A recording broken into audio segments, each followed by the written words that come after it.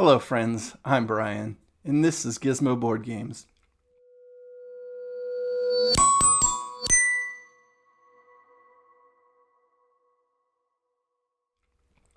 Today I am bringing you 8 unpopular opinions, or at least I believe they're unpopular opinions, maybe they're not, but in my eyes I feel like I'm on the minority side in most of these arguments, therefore makes my opinion unpopular to the crowd. So that's what this video is about. I hopefully don't have to explain much further than that. These are my thoughts for what I feel are my unpopular opinions in the board game realm. These aren't all going to be game related. Probably a mix of both, actually, if I glance at my list real quick. So let's get underway. The first unpopular opinion might not be that unpopular after all. Depending on, I guess, the crowd, who you're looking at, whatever. But this is the one I started when I started the channel. It was going to be a running kind of gag throughout all my videos, and then I kind of let it slip away because I couldn't really feed it in, and I'm not even sure anybody found the humor in it anyway. But it's back, and that is my disdain, hatred, whatever you want to call it, for the game Munchkin. Little dungeon crawl, I guess, whatever. It's all random. It's a bunch of random chants. Not only that, there's a bunch of take that that is possible in it when you pick on certain players around the table. I don't like the game Munchkin. I don't find any appeal in it yet. Sure, there's a little bit of humor in the puns on the cards. I'll give it that. But the gameplay itself, it's a bunch of random, and where it's not random, it's literally players choosing whether or not they're going to help you or your opponent, what your neighbor, win or lose. It's very much that kind of game where you can dictate how someone's game's going to go to an extent. You know, if you've got the cards and stuff, you can choose whether or not to play them on people to help or hurt them. Goes around the table, and usually whoever ends up winning is whoever's to the right of the player that had the first crack at winning, because everybody's stopping them from winning, and then that now they're out of tools to stop the next person from winning. So I just don't like Munchkin. I don't have any fun when I'm playing it. I'm just not a game I try to play. I pretty much will avoid it. I don't like the game Munchkin. That is my first, presumably unpopular opinion. All right, my second unpopular opinion might not be that unpopular in the board gaming group who might be watching this video, but definitely in the general public. I feel like this is going to be an unpopular opinion for sure. And that is that I would rather play one long, good game over multiple short, good games. I'm not saying, obviously, everybody's going to want to play a good game over a bad game, whether it's short or long or whatever. But what I'm saying is, given equal ability of the game, like how well I rate the game, whatever the case is, generally I prefer on my game days to play one game that I'm going to sit down and think about and play through for an hour, 2 hours, 3 hours, if that's what it takes, and really, work towards a goal, over a long period of time and really stretching out. And that goes into the fact that I really like heavier Euro games in general. Whereas I could play a lot of good short games and I could have fun in the same amount of time. But for me, I would prefer to pull, the Arc Nova off the shelf and play, an hour per player at ends than, a handful of short games that are also just as good. Cascadia. What else do I have? The Crew I really enjoy. Seven Wonders, Architects, they're all right there over my shoulder. They're all good games. They play way shorter, but for me, I would prefer to play the one big sprawling, if I've got a group over, I want to set something up and really take the time to knock something out over playing a bunch of shorter games in a shorter amount, or I guess the same amount of time. And that's just my opinion. Number 2. All right, opinion number 3. I'm not sure this is that unpopular really in the board gaming realm, and that's I just don't get into the online games, the digital games. I'll play on my phone occasionally to kill time, obviously, but I have Tabletop Simulator. I've got Tabletopia. I've got an account on Board Game Arena, which is a really great site to go learn some games over time, but I just would much rather play in person, tactile, feel the pieces. I feel like I can see what's going on. I'm engaged in what the players are doing. Whereas on the digital, it's harder to keep up with what's going around you because it's either going to be something you've got to like maneuver around on your screen to figure out what they're doing. Or if it's like BGA and you're playing an async game, like you're not even around for their turns. It could be happening when you're asleep and you come on and you see that, oh, it's my turn. And then you're just trying to remember what you were doing the last time you were there. It's just a lot more work for me to get into the digital versions of the games than to just set it up on the table and have a good time with people in here where I can really see what everybody's doing on their turns. All right, my fourth unpopular opinion is that as a host, and I host a lot here, I'm the only one I know of with a big collection of games, at least in my normal regular group of friends. I'm the one hosting, providing the table, usually providing the games. I don't have to. People are more than welcome to bring their games. I'd love to play them too. I'm just the one generally who has the games in the space. But I feel like if I'm hosting and I'm providing the table and the space and, willing to put in, the time to have people over and clean up or whatever the case is, I feel like I've done my job as a host. I don't feel the need to provide drinks and foods and snacks and the games necessarily, although I should, if I'm hosting a board game night, I should make sure there are some games available, but I don't feel like it has to be me providing the games we play that night. So I don't know if this is unpopular or not, but if I'm hosting, I don't feel like I have to go the whole 9 yards at being a host. I've provided the time and the place, and hopefully, if people want to have their drinks and snacks and stuff, they can provide their own or, provide for the group, especially if I'm providing all the games and the space anyway. If others can provide, drinks and snacks, and I'm not requiring people to do that. I'm just saying I'm not going to do that either. I feel like my role as the host is to have the space available for the gaming. My fifth unpopular opinion, and this is an unpopular opinion in that I generally see people on one extreme or the other about this game, and I'm pretty much right in the neutral middle. And I'm going to preface by saying, if you've watched my videos, I'm a big Stonemaier fan. If you look over my shoulder, or I guess behind my head a little bit, you can't really see them in this current setup. But I'm a big Stonemaier games fan. I pretty much have them all. I played them all except for a couple. And so I like Stonemaier games. But the one game that most people like the best or the second best is a game that I'm pretty neutral on. And eventually I'll do Stonemaier Top 10. It's been in my to-do list for a while. I just really want to get some more of them to the table again or for the first time before I really sit down and decide on my list. But the game Scythe, everybody seems to really love it, or some people who really dislike it for whatever reason. And I feel like it's fine game. It's an okay game. It's an average game. I'll play it. I'll have fun playing it. But it's not a game I'm going to go seeking out. It doesn't, I don't know, it has a lot going on, but in the end, I feel like it doesn't. The games I've played, and I played them with a couple of the expansions. I haven't played with what I guess is supposed to be the best expansion, the Rise of Fenris. But I have played it with, the airships, and I forget what the other expansion is exactly, but I had a buddy who had like everything for the game. So, we played it with everything. And in my plays of the game, I've found that while it does kind of matter what you do, it also might not, because in my first game I had the broken race or whatever they are in the game, where I could take the same action. Because generally you can't take the same action back to back, but I could. So when I was learning the game, I didn't really learn the game because I could just take whatever action I wanted to anyway. So I didn't learn to maneuver my actions and really make sure I plan things out right. I could just do whatever. So if I made a mistake in my action organization, it didn't matter. I could just make the same action again. And I ended up winning that game. I think that was more because everybody else was kind of playing against themselves, knowing that I was the only one who had never played the game before, and it kind of let me do what I wanted, and I ended up winning. But one of the games I played, I did nothing and almost won. I came in second by 1 point, and I did nothing. I didn't even leave my little 3x3, starting zone. I just stayed there and generated resources and money.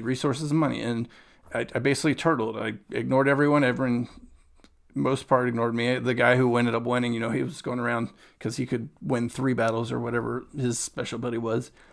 So he went around, he fought me in my area, but it didn't matter because I just got returned to my home base and just came back out on the board the next turn. So, and I came in second by doing nothing. And I feel like that doesn't make for a good game. If you can do well by doing nothing, where's the game?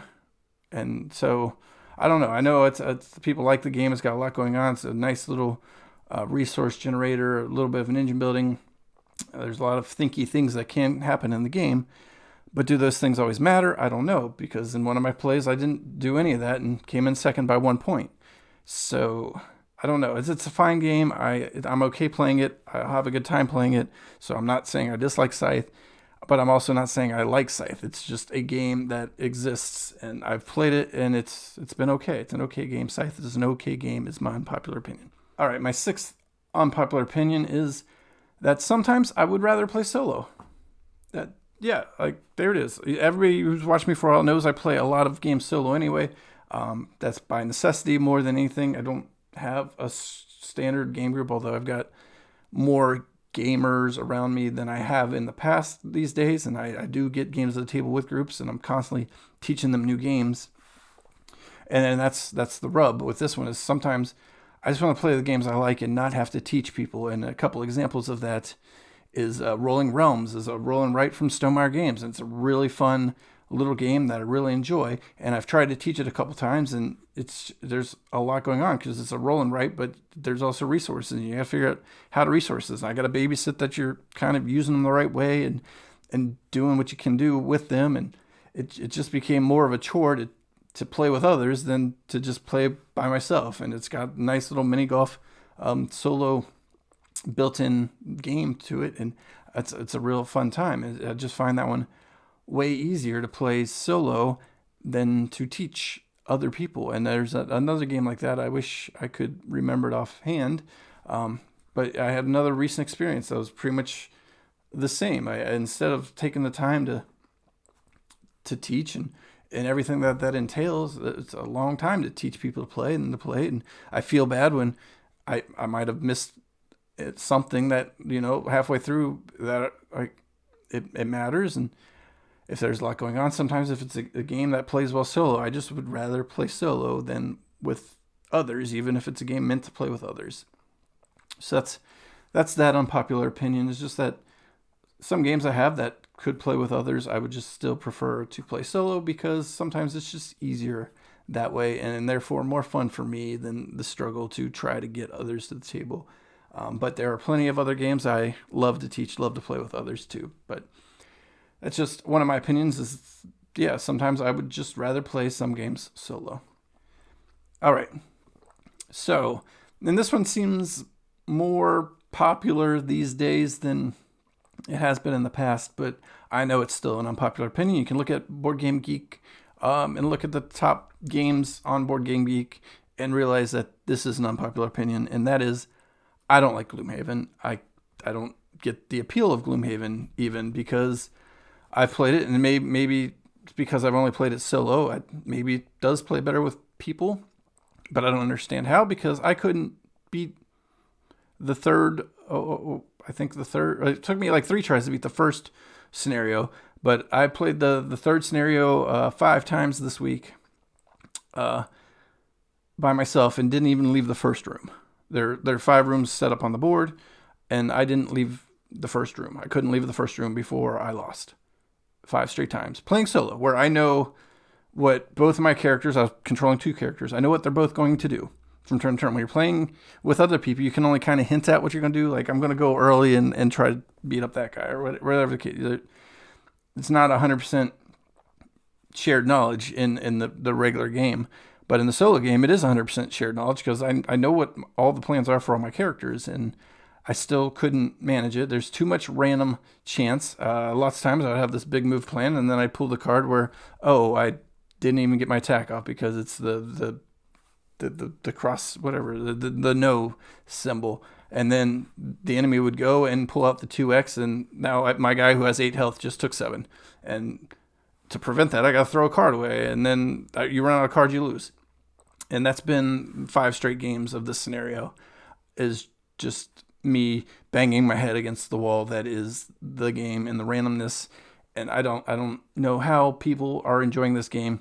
I don't know what's going on in the story because I'm so far between pulling it out. It takes forever to table.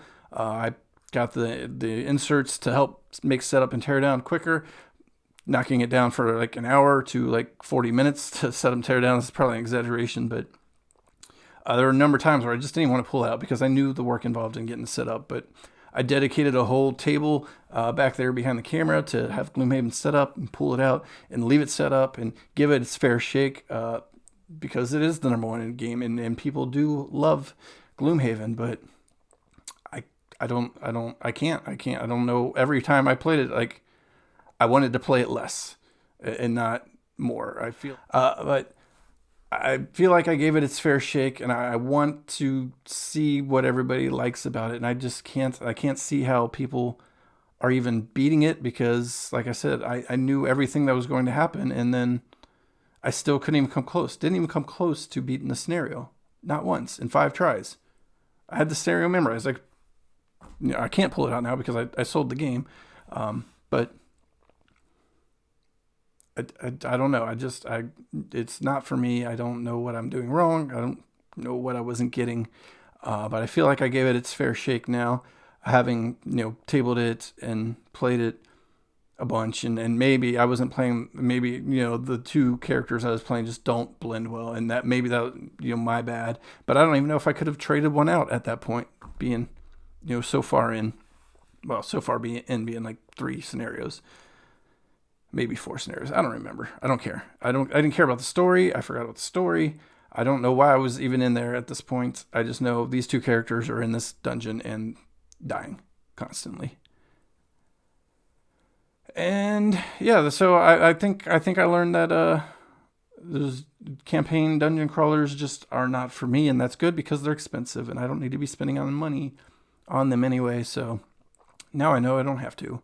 So similar games, and Frosthaven's a huge game. It's probably going to rise up to number 1 too. So it's going to be Frosthaven 1, Gloomhaven 2, because the way BGG works, it doesn't even acknowledge that the games are the same, and that's kind of annoying. But that's a rant for a different time. But Gloomhaven, I don't like it. I sold my copy of it after giving what I feel like is a fair chance to get it to the table and give it its best opportunity. And every time I played it, I liked it less. So that's where I stand on Gloomhaven. That is my number 7 unpopular opinion, that Gloomhaven is not fun. All right, let's end on a better note here. My last unpopular opinion, I think in my opinion, it's not me being negative, it's me being positive, and that's weirdly enough an unpopular opinion because, or maybe it's not that unpopular, but my opinion is Altiplano is as good as Orleans. It's a game by the same designer, same publishing company, or maybe not. I know TMG, I think, was the original publisher of Orleans, but then DLP Games took over. I have both right there, and they play very similar. They're both bag builders, where you're getting, points and resources, et cetera, based on what you're doing on your board with your pieces you pull out, and you're building them up and doing those various things. But for some reason, Altiplano always gets overlooked. And yeah, I guess because it's the one that came second and they are very similar, but I don't think it needs to be overlooked. There's enough different there that makes it different. And I enjoy both of them because A, I like bag builders anyway, but B, I enjoy them for different reasons. And Altiplano, the things I like about it that aren't included in Orleans is the fact that it feels more like a deck builder in that the cards or I should say the pieces that you discard don't immediately get put back in your bag like they do in Orleans. So you won't have the turns where you have the same tiles potentially being pulled out over and over again that you get in Orleans, where like maybe you only got 1 or 2 of the fishermen and you would like to pull them and you just keep not pulling them because after every turn you're throwing all the chips you used back in the bag. And if you're not cycling through your tiles, your deck, if you will, then you might never see that specific character you need. But with Altiplano, you will, because you're not putting the chips back in the bag until all of them have been pulled from the bag. So you're always going to see everything you've drafted, everything you've built. You will see. I like the Orleans, the think space that's involved in, because you can only take the actions at the space that your worker, your meeple guy, is on.